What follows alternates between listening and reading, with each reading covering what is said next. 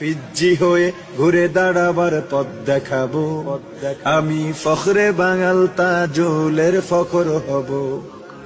আমি স্বপ্ন দেখি আম জনতার স্বপ্ন হব, অত্যাচারীর লৌহ কপাট ভাঙতে যাব। আমি আল্লামা আজিজুল হকের চক্ষু হব, এক চোখেতে পড়ব হাদিস, অন্য চোখে খেলাফতের জাল বুনিব।